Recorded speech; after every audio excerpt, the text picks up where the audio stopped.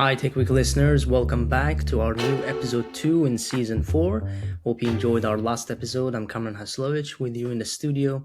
And today we have a very relatable topic that we decided to discuss with you. And it's about the term called timeline compression. How the accelerated speed of this period that we are living in currently is taking a great mental toll on us, and how makes us very tired, and what to do about it. I want to talk about this feeling, and I want to describe it first. It's that it seems to follow almost everyone lately. It's difficult to describe it, but most people recognize it immediately when they hear it spoken out loud. It's that strange, persistent mental exhaustion that never quite goes away.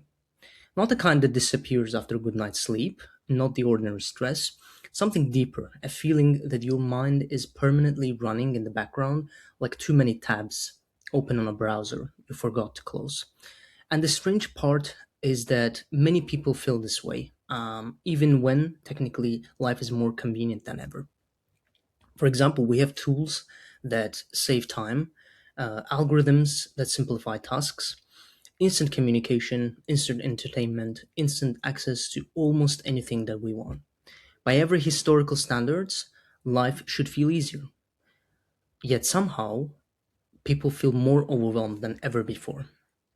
I think the part of the answer lies in something we rarely talk about directly. It's called timeline compression.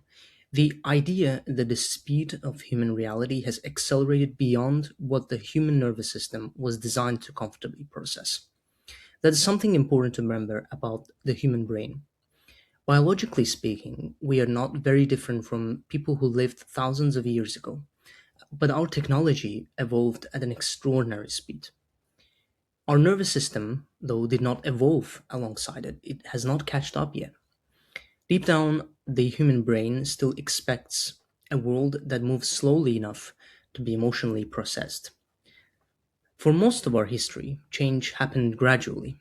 Entire decades could pass by without radically altering the structure of daily life.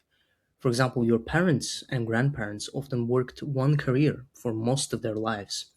Communities changed slowly, news traveled slowly, and trends lasted years instead of hours. Today, let's take the experience of time, though it feels completely different now. It feels as though entire eras happened within a single year. In 1 month, people might experience economic uncertainty, political instability, major AI breakthroughs, viral cultural shifts, online outrage cycles, constant predictions about how industries and entire ways of living are about to disappear. There are tons of YouTube channels now that are constantly predicting the next fallout. The modern person is no longer just living their own life, they're also absorbing the emotional atmosphere of the entire planet in real time. And I don't believe we fully understand what that does to the human mind. 100 years ago, a person might have spent most of their day interacting with a small circle of people in a relatively stable environment. Today, before many people even finish breakfast, they have already processed more information than previous generations would have encountered in days. You woke up, you check your phone, instantly your mind is pulled into dozens of emotional directions. Someone is predicting economic collapse again, someone is celebrating revolutionary AI tool and suggests every one of us to use it. There's a war somewhere in the world and a market crash being discussed on social media, another productivity trend you are apparently supposed to master. And somewhere in the middle of all that, your brain is also trying to remember whether you replied to an email from yesterday. What makes this exhausting isn't simply the amount of information, it's the psychological state created by constant unfinished processing. The human mind likes closure. It likes stable narratives, it likes environments where events can emotionally settle before the next wave arrives. Modern life, though, rarely allows that anyone anymore. Before one global event has fully registered emotionally, another one replaces it. Before society adapts to one technological shift, three more appear behind it. The future no longer feels distant, it feels aggressively present all the time. And I think that's why many people feel mentally scattered without understanding exactly why. Part of their mind is always attempting to catch up with reality. What's fascinating is that technology not only accelerates productivity, it accelerates our existence itself. Let me describe it. Artificial intelligence, for example, can compress years of learning into a few hours. Social media, what does it? Compresses global opinion into a single endless stream. Streaming platforms, by the way, eliminate waiting. Algorithms eliminate discovery. Delivery apps eliminate friction. Everything moves toward immediacy. And on the surface, this sounds like a progress because our economic system rewards this speed. But biological systems have limits.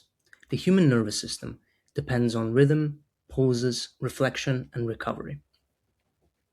We evolved around cycles, day and night, seasons, periods of effort followed by periods of rest. There was a space between experiences. My favorite YouTuber, Parashut Jan, describes it as the white void in the sound of silence. We now don't have any white void in the sound of silence. The moment boredom appears, we reach for stimulation. The moment silence enters the room, we fill it with content. Even rest has become layered with input. People watch shows while scrolling through social media, while replying to messages, while listening to podcasts in the background. I'm sure you are doing it right now too. The brain rarely experiences true stillness anymore. And without stillness, the mind loses its ability to reset. There was also something else happening beneath the surface that makes this moment uniquely exhausting. For the first time in history, human attention itself has become one of the most valuable resources on Earth. It has become commodity. Entire industries are built around capturing and holding your focus for as long as possible. The modern internet is not neutral, it's an engineered competition for cognition. Every notification that we receive, every feed that we interact with, every recommendation system is designed to keep our brains emotionally engaged. Not necessarily happy, mind you, just engaged. And emotional activation consumes energy. That means many people spend their entire day inside systems that continuously stimulate anxiety, anticipation, outrage, comparison, and urgency. Even low levels of constant stimulation gradually wear down the nervous system over time, which is why so many people today describe a strange contradiction. They feel exhausted, they feel mentally exhausted, even when they haven't physically done very much. Because inside our brains, we have been everywhere. We have absorbed hundreds of conversations, dozens of emotional signals, endless possibilities, endless uncertainties, and our nervous system has traveled enough through more environments in one day than humans were ever meant to navigate continuously. I believe this is also explains why people increasingly struggle with the feeling that the time itself is disappearing. Weeks blur together now, months vanish immediately, years feel shorter now. Part of that is simply adulthood, but I believe part of it may also be the sheer density of modern experience. When the brain is overloaded with rapid stimulation, memory becomes fragmented. Experiences stop feeling distinct.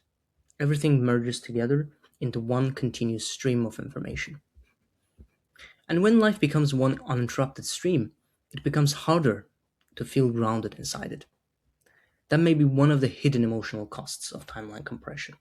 Not just exhaustion, but disconnection. Disconnection from presence. What's interesting is that I don't think humanity's next challenge is purely technological anymore. It's a biological. We already know how to build faster systems. We know how to automate work, accelerate communication, increase efficiency. But the real question, though, lies whether human beings can psychologically sustain the speed of the world they are creating. Because eventually, every civilization encounters limits. And one of those limits may simply be the processing capacity of the human nervous system. Maybe that's why people are beginning to romanticize slowness again. While long walks, deep conversations, reading physical books, quiet mornings, disconnected weekends suddenly feel meaningful in a way that they didn't before. Perhaps people aren't rejecting technology. Perhaps people aren't Luddites. People, perhaps they're searching for balance. trying to reclaim enough silence to hear themselves think again. They are responding normally to an abnormal amount of acceleration. We're living through one of the fastest transitions in human history, while carrying brains that were built for a slower world. That tension between biological rhythm and technological speed may define this entire era, and learning how to live inside that tension may become one of the most important human skills of the future. For most of history, identity was relatively fixed. You inherited, for example, a role or profession, a religion, a community. Modern technological society requires continuous reinvention. You're expected to constantly update yourself, constantly reinvent yourself, be it your skills, your beliefs, your digital identity, your relevance, your employability, and these creates constant pressure on us, and our minds are not capable enough to manage such a broader volume of the pressure. Harari often suggests that humans are not psychologically prepared for this reinvention because stable identity is deeply connected to emotional security. When everything becomes fluid, people may gain freedom, but they also lose grounding. That freedom can become exhausting. He would probably make also a darker observation that modern society celebrates acceleration because economic systems, as we mentioned before, reward this kind of acceleration. The faster innovation moves, faster capital accumulates, faster information moves, the faster markets move.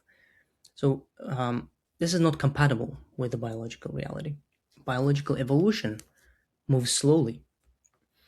So, given all of this, we can assume that humanity may be entering a dangerous phase where technological systems evolve exponentially, while emotional evolution remains almost static.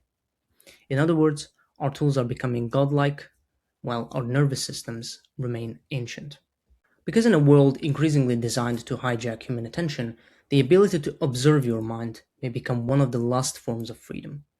It may become a luxury, even. And perhaps that's the deeper issue behind timeline compression. Not simply that the world is moving faster, but that human beings are losing the inner stillness required to remain psychologically sovereign with it. Now, given all that we discussed by far, what is the solution? What to do here? How to stay grounded and manage all this information load and compressed timelines? Perhaps one of the first things that we can do is to accept that this is not inevitable. We happen to live in this day and age, but most important is how we react to it. People always felt overwhelmed at the beginning of significant fault lines of history. For example, when writing systems appeared, when industrial revolution happened, when internet became mainstream. And now this is time for new significant changes. When we notice the patterns, we can develop some strategies to deal with them and be more prepared for the next wave. Though the problem is for our period is that the waves are coming faster and more frequent. But as long as we notice what is causing our mental exhaustion, we can move back, observe, and choose the frequency of engagement. One of the most important questions that we should ask: how should we define our online presence? What does our digital identities look like? How we can connect more with people we care about? How can we be more offline, read more, live in the presence? So that's it, dear listeners. This is a very important topic and very close to my heart as well. But thank you for listening. Thank you for tuning in. If this episode resonated with you, share it with someone who's been feeling overwhelmed by the pace of the modern life lately. And one more request from you. If you find our episodes useful, please don't forget to follow us on Spotify, Apple Podcasts, or wherever you're listening your podcasts on.